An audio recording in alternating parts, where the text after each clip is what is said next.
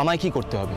বৌমনিকে protect করতে হবে, তাই তো? আপাতত আপনি ওকে শুধু চোখে চোখে রাখুন, এটাই বেশি জরুরি। তুমি যদি সত্যি চারুলতা না হও তাহলে এখনো শাখা পলা কেন পড়ে আছো? কি হয়েছে মেজ বৌমা? মিহির নিজে হাতে চারু সিঁদুর মুছিয়ে দিচ্ছে।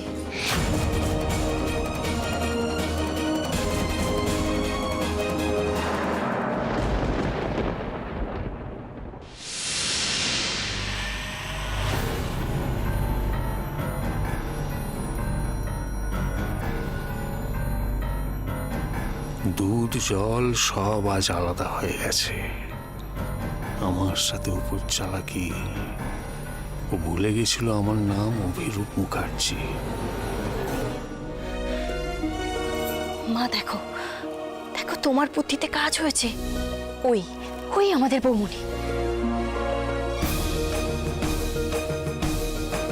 কি হলো? আমাকে আটকালে কেন? এভাবে যে কেউ আমার গায়ে হাত দিক সেটা আমার পছন্দ নয়। আর কত চান? কত? অনেক তো হলো এবার। আমি আপনাকে আটকেছি বলে আপনার মনে হয় আমি চারুলতা? তুমি কি বলতে চাইছো? তুমি চারুলতা নও? আমি কে কি এসবের আগে আমার পরিচয়, আমি একটা মেয়ে।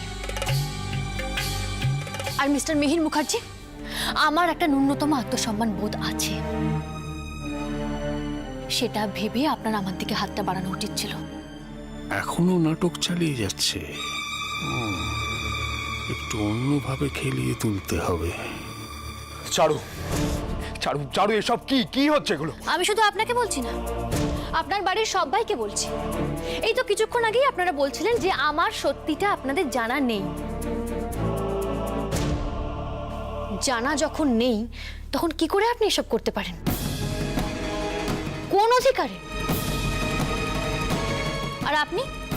হ্যাঁ, আমি আপনাকেই বলছি, একজন মেয়ে হয়ে আপনি কি করে আপনার ছেলেকে ওরকম একটা কাজ করতে বললেন? শুধুমাত্র সত্যি মিথ্যে যাচাই করার জন্য আপনি আপনার ছেলেকে... তার মানে তুমি বলতে চাইছো আমি যদি আমায় ছুঁয়ে তোমাকে সত্যিটা বলতে বলতাম সেটাই কি বেশি ভালো হতো? বৌমনি, বৌমনি, আর কেন কেন এভাবে নিজেকে লুকোচ্ছ আমাদের কাছ থেকে? আচ্ছা, তোমার সত্যিটা যদি আমরা জেনে যাই তাহলে কি হবে? আসলে সত্যিটা আমি জানলে তোর বিপদ।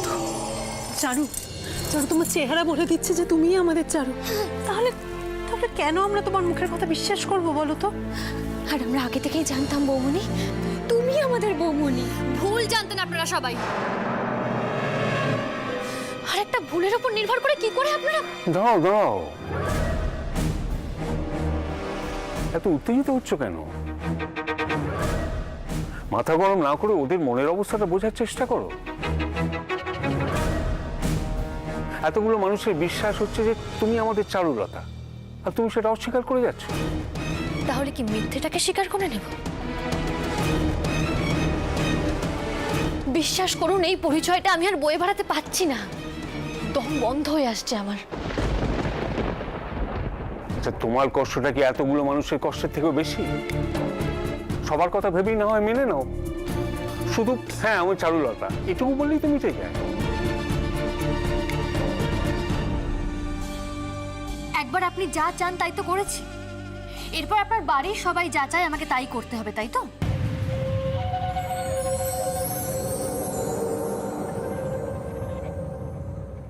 আচ্ছা, আমি কি চাবি দেওয়া পুতুল? যখন যেমন চালাবেন আমায় তেমন চলতে হবে?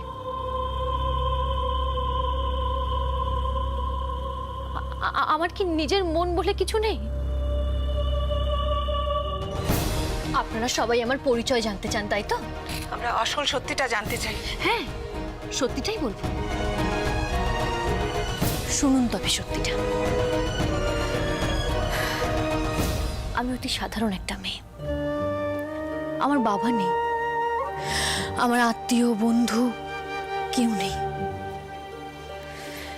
জীবনে ভালোবাসাও নেই, নেই কোনো ঠিকানা। তোমার নামও কি নেই? না, নেই। আর আমরা যদি বলি আছে, আমি জোর দিয়ে বলতে পারবো না ওটাই আমার নাম। কি করে বলবো? কেউ ডাকে চারু বলে, কেউ মিলি, আর কেউ আচ্ছা, আপনারা কি আমায় কোনো নাম দিতে চান? দিতে পারেন, আমায় যে যেমন ইচ্ছে নামে রাখতে পারেন। বলুন বলুন, আপনাদের কারোর মাথায় কোনো নাম আছে? আমি কিচ্ছু মনে করবো না। বলুন বলুন, আপনারা যা বলবেন আমি তাই শুনবো। বলুন, কি হলো? আপনারা সবাই চুপ করে আছেন কেন? দেখুন। স্যার, এসব কি কি হচ্ছে এখানে? ভেবেছিলাম সব সলভ হয়ে গেছে, কিন্তু আবার জট পাকিয়ে গেছে। মানে স্যার? আচ্ছা, তোমার কি মনে হয় মনীষ, এই মেয়েটা চারুলতা নাকি অন্য কেউ? স্যার, প্রডিউসারের মুখ থেকে যা শুনেছিলাম তাতে তো কার কাছ থেকে কি শুনেছিলাম আমি জানতে চাইনি। তোমার কি মনে হয়? আমার মনে হয় চারুলতা। আমার মনে হচ্ছে না। আমি স্যার টোটালি কনফিউজড। হ্যাঁ, খুবই। একটা ব্যাপার ভাবলে কিন্তু এই চারুলতা সেটা মনে হচ্ছে। কোন ব্যাপার? এই মেজাজ। স্যার, আমি যতটুকু যা দেখেছি তাতে আপনার বৌমার মধ্যে একটা ব্যাপার ছিল, একটা স্পার্ক। এই মেয়েটার মধ্যেও কিন্তু সেরকম একটা। হ্যাঁ হ্যাঁ, সেটাই তো আমাকে আরো গুলিয়ে দিচ্ছে।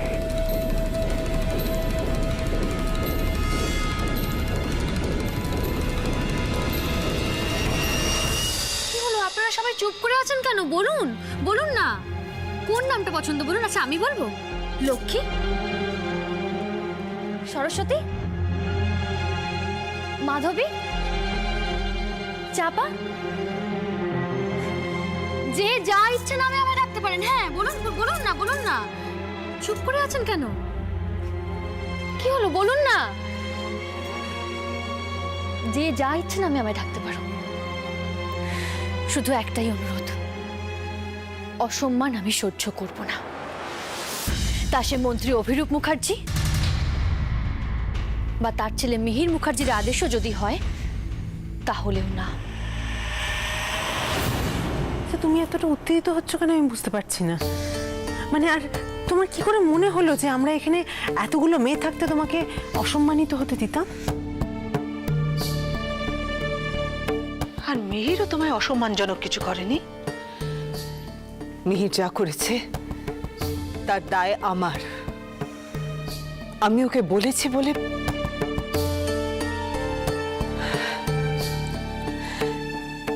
তুমি কেন নিজেকে আমাদের কাছ থেকে লুকিয়ে রাখছো? যা হয়ে গেছে সব ভুলে আমরা কি সামনের দিকে তাকাতে পারি না?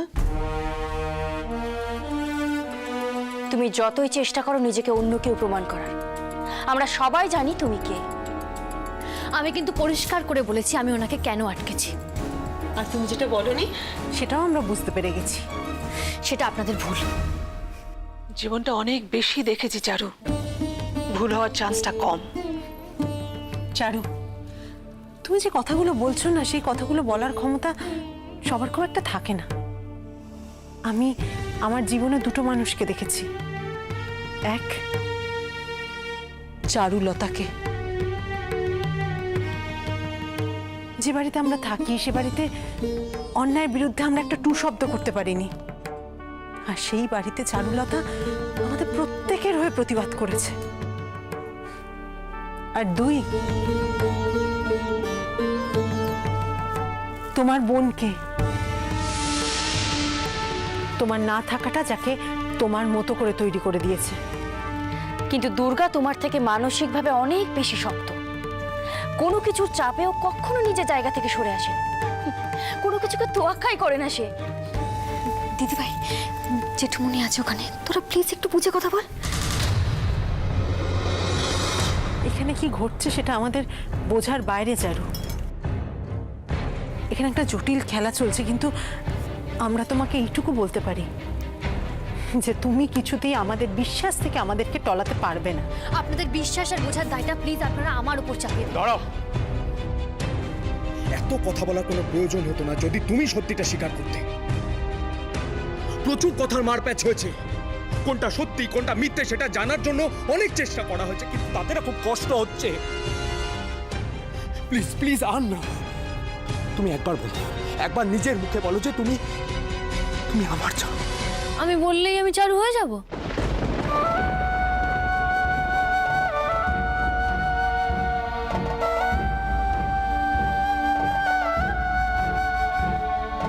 আমাকে আপনাদের চারুলতার মতন দেখতে বলে আপনারা ভেবে নিচ্ছেন আমি চারুলতা, কিন্তু এবারে হাওয়া তোমার গায়ে লেগেছে, খুব নাটক করতে শিখেছো।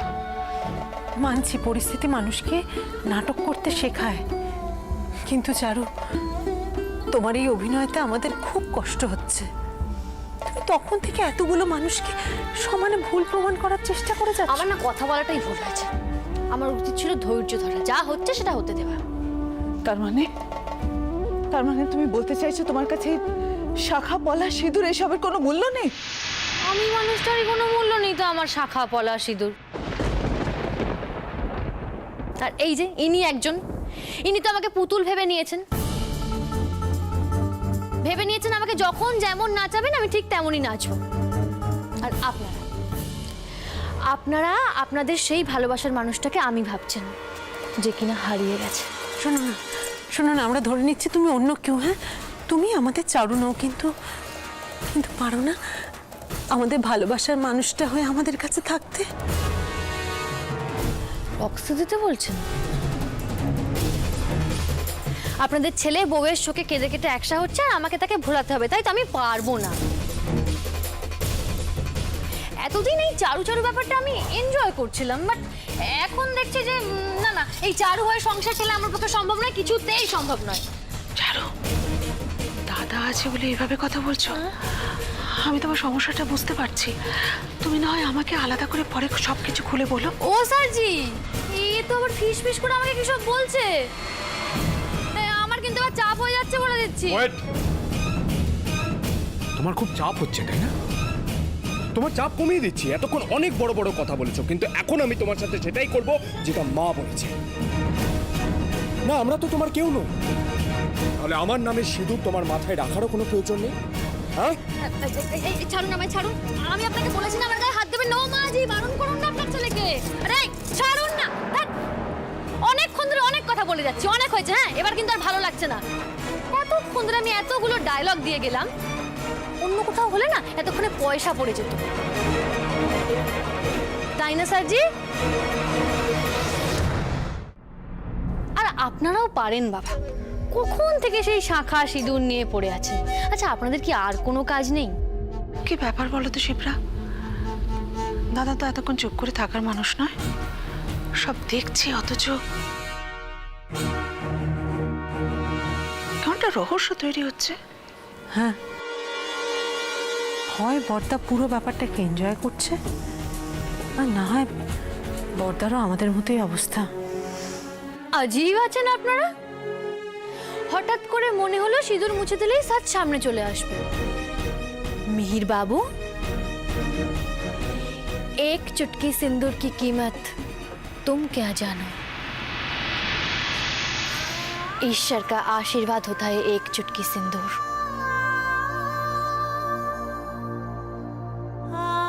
सुहागन की सर का ताज होता है एक चुटकी सिंदूर। हर औरत की ख्वाब होता है एक चुटकी सिंदूर।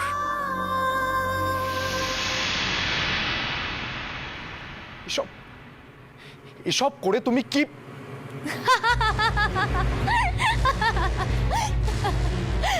अच्छा, এত ভালো একটা পারফরমেন্স দিলাম, कोई तालियां नहीं देंगे मेरे लिए? तालियां?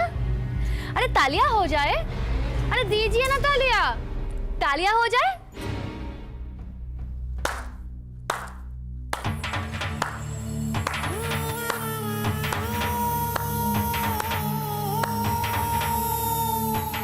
जवाब ढूंढ रहे थे ना आप लोग?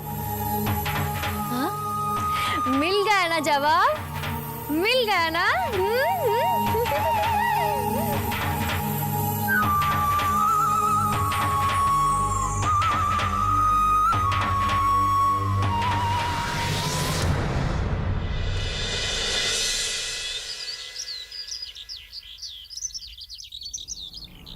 দুর্গা, দুর্গা, তুই একবার আমার সাথে অফিসে চল।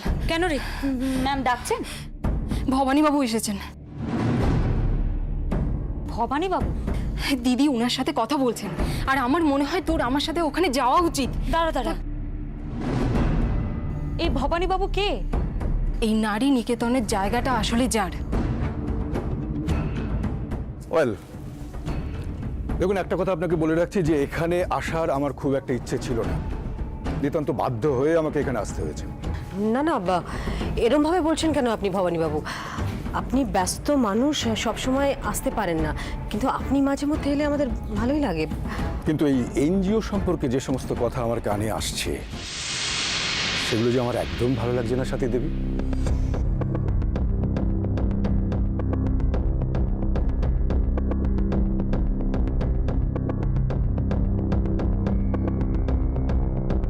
এনজিও সম্পর্কে আপনি কি শুনেছেন? নানা রকম কুৎসা, আশেপাশের লোকজন অবজেকশন জানাচ্ছে। মানে কেন? এত বছর ধরে এনজিও চালাচ্ছি, কখনো তো... এটাই তো আমারও কথা। দেখুন, আমি আপনাদের জমি দিয়েছি একটা ভালো কাজের জন্য, একটা এনজিও চলবে। এখন যদি লোকজন সে সমস্ত নিয়ে আমাকে বলতে থাকে, না না তাহলে না না ভবানীবাবু, আমার মনে হয় কোথাও একটা ভুল হচ্ছে। কেউ বাজে কথা বলেছে আপনাকে। সেটা তো আমার জন্য আরো খারাপ, তাই না? দেখুন, আমার একটা পলিটিক্যাল ইমেজ আছে। এখন যদি এসব কথা নিয়ে... ভবানীবাবু প্লিজ, আপনি আমার মেয়েদের সঙ্গে কথা বলে দেখুন, ওদের জিজ্ঞেস করুন ওরা কেমন আছে, তাহলেই তো বোঝা যাবে ব্যাপারটা। দেখুন সাথী দেবী, আমি এ নিয়ে আর কথা বাড়াতে চাই না। এবার কাজে কোথায় আসি, মিস্টার বর্মন? হ্যাঁ, এই যে এইখানে একটা সই করে দিন। কি এটা? পড়লেই বুঝতে পারবেন, সব ডিটেলসে লেখা আছে।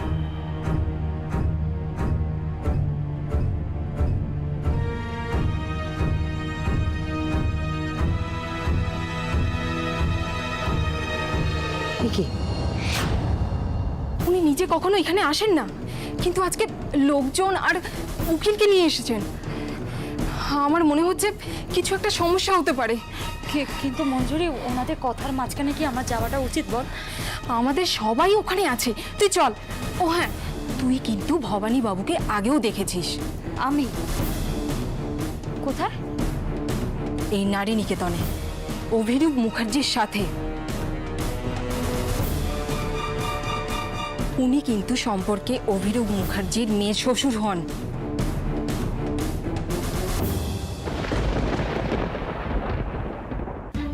এটা তো উচ্ছেদের নোটিশ। হ্যাঁ, আপনাদের এই জমিটা ছেড়ে দিতে হবে ইমিডিয়েটলি। না না না, আপনি এটা করতে পারেন না ভবানীবাবু। দেখুন সাথী দেবী, আমি এ নিয়ে আর কথা বাড়াতে চাই না। আর তাছাড়া আপনাদের সঙ্গে এতদিনের একটা রিলেশন, এটা নিয়ে আমি তিক্ততা বাড়াতে চাই না। পুজোর আগে আপনারা এই জায়গাটা ছেড়ে দেবেন, প্লিজ। এটা আমার রিকোয়েস্ট। ভবানীবাবু, আমি আপনাকে আবারও বলছি, আপনি যে কথাগুলো শুনেছেন সেগুলো মিথ্যে কথা। কেউ উদ্দেশ্য প্রণোদিতভাবে আপনাকে... আমার ডিসিশন ফাইনাল। ডিসিশন হয়েছিল যে আমি জমিটা কিনে নেব, সেই অনুযায়ী আমি আপনাকে অ্যাডভান্সের টাকাও পাঠিয়েছিলাম। আপনি যে টাকাগুলো আমাকে দিয়েছিলেন, সেটা সুদ সমেত আমি আপনাকে ফেরত দিচ্ছি।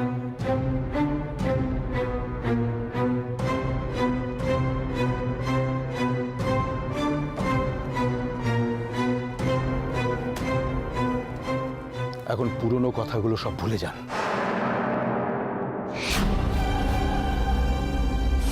এতগুলো মেয়েকে নিয়ে আমি কোথায় যাব ভবানীবাবু? সেটা তো আপনি ভাববেন। এই জমিতে এখন শপিং মল হবে, অ্যান্ড ইটস ফাইনাল। বাহ, দারুণ। তা এরকম দুর্দান্ত প্ল্যানটা কার? আপনার?